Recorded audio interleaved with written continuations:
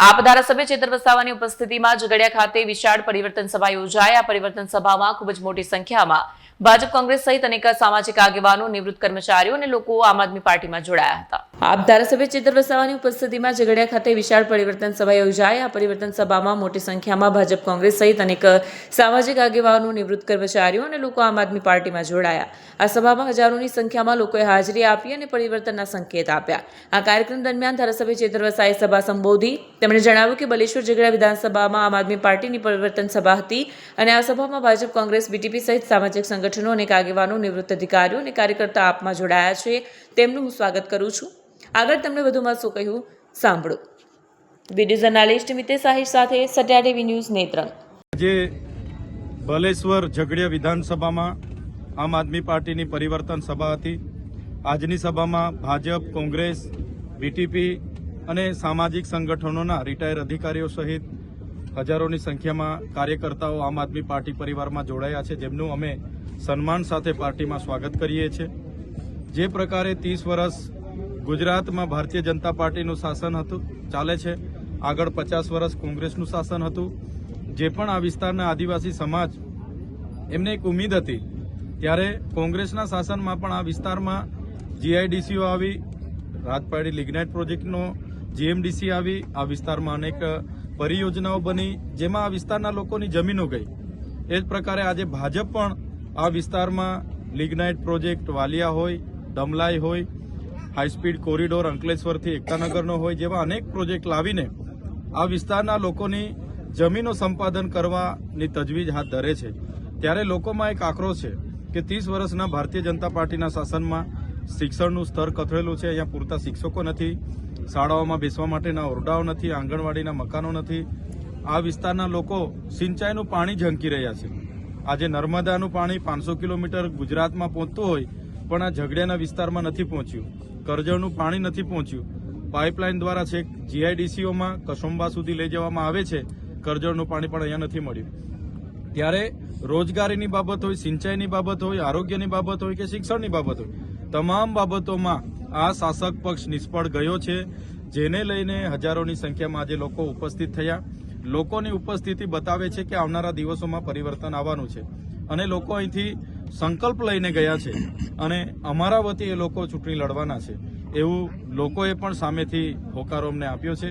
ત્યારે અમને લાગે છે કે સરકાર 30 વર્ષથી છે, એમની જે મૂળભૂત ફરજો છે તે પણ પૂરી નથી પાડી રહી અને લોકો આજે હેરાન છે, પરેશાન છે। અમારા જેવા નેતાઓ આ વિસ્તારના લોકો માટે અવાજ બનીએ છીએ તો અમારા પર ખોટી એફઆઈઆરો કરવામાં આવે છે, પોલીસ દ્વારા ઇન્ક્વાયરીઓ કરવામાં આવે છે અને અમને જેલોમાં નાખવામાં આવે છે। ત્યારે જે પણ ભાજપના લોકો દ્વારા અમારા જેવા લીડરોને, આમ આદમી પાર્ટીના લીડરોને હેરાન પરેશાન કરવામાં આવે છે, એનો જવાબ આવનારા દિવસોમાં લોકતાંત્રિકના ઢબે આ જનતા આપવાની છે। ચોક્કસ આ વિસ્તારમાં પરિવર્તન આવશે। લોકો આજે જેટલા પણ મોટી સંખ્યામાં ઉપસ્થિત હતા એ પરિવર્તનના લીધે ઉપસ્થિત હતા અને ખૂબ આવનારા દિવસોમાં આમ આદમી પાર્ટી ખૂબ મજબૂતાઈથી તાલુકા, જિલ્લા પંચાયતોની ચૂંટણી લડશે અને જીતશે, અમને પૂરેપૂરી ખાતરી છે। નેત્રંગ, વાલિયા, ઝઘડિયાની તાલુકા પંચાયતોમાં આમ આદમી પાર્ટીના પ્રમુખો હશે। આજે આ પરિવર્તન સભા બલેશ્વર ખાતે થઈ છે, ત્યારે ગુજરાત આદિવાસી સમાજના પ્રમુખ ચંદ્રકાંત વસાવા પણ આમ આદમી પાર્ટીમાં જોડાવાના હતા એવી ચર્ચાઓ ચાલતી હતી, એના માટે શું કહેશો? ચંદ્રકાંતભાઈ વસાવા એક સેવાભાવી વ્યક્તિત્વનું નામ છે, જેમણે કોરોનાના સમયે પોતા તમામ વિસ્તારોમાં એક ધારાસભ્ય અને એક સાંસદે ના કરી હોય એટલી સેવા એમણે તે સમયે પણ કરી છે। નર્મદાના પૂર પીડિતો જ્યારે આ વિસ્તારમાં એમને જમવા માટેનું અનાજ નહોતું, ત્યારે પણ કોઈ ધારાસભ્ય, સાંસદે ના કરી હોય એટલું મોટું એમનું યોગદાન રહ્યું છે અને પોતે ગુજરાત વસાવા, સમસ્ત વસાવા સમાજ ગુજરાતના પ્રમુખ છે અને સામાજિક સંગઠન એમનું ચલાવે છે અને હર હંમેશ એ ભામાશાની ભૂમિકામાં હોય છે। આગળ પણ તમે જોયું હશે 300થી પણ વધારે જોડાઓને એમણે અહીંયા આ જ ગ્રાઉન્ડ પર સમૂહ લગ્ન કરાવ્યા છે અને એમને ખૂબ સાધન સામગ્રી પણ એમણે આપી છે।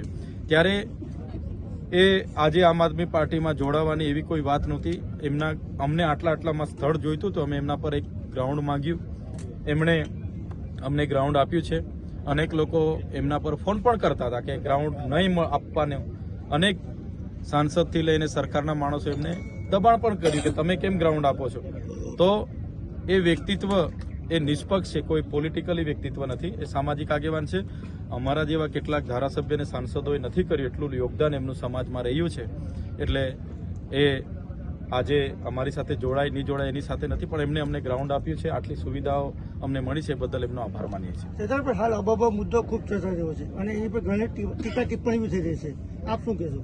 હબુબબો એટલે જે તે વખતે આદિવાસી સમાજના કબીલાઓ હતા, નાના નાના રજવાડો હતા, બહારના લોકો તેના પર હુમલાઓ કરે એટલે તરત હબોબબોનો પુકાર ગામનો મુખી કરે, વાહવો કરે અને ગામ ભેગું થાય અને એમાં જુસ્સો ભરવા માટે હબોબો બોલતા હતા. હબોબો અમે અમારું સરકાર સામેનું સૂત્ર છે. હબોબોનો આજે સાંસદે કીધું કે અમે વિરોધ કરીએ છીએ. સાંસદ તો આગળ જોહારનો વિરોધ કરતા હતા, જય બિરસા મુંડા બોલતા હતા, અમે એનો વિરોધ કરતા હતા. અમે બિરસા મુંડાની પ્રતિમા ડેડિયાપાડામાં સ્થાપિત કરતા હતા, એનો વિરોધ કરતા હતા. અમે જય આદિવાસી બોલતા હતા ત્યારે એ લોકો કહે કે ભાઈ આ વનવાસી બોલવાનું, વનબંધુ બોલવાનું. આજે જય આદિવાસી પણ એમને બોલતા કર્યા છે, જોહાર પણ અમે એમને બોલતા કર્યા છે, જય બિરસા મુંડા પણ એમને બોલતા કર્યા છે. આવનારા દિવસોમાં લોકો જાગૃત થશે, આજ ભાજપના લોકો સ્ટેજ પરથી હબોબો બોલવાના છે. છતાં તાલુકા જિલ્લા પંચાયતના ઇલેક્શનની અંદર ભાજપ અને કોંગ્રેસ પણ છે, તો આપનો સીધો હરીફ કોણ રહેશે, ભાજપ કે કોંગ્રેસ?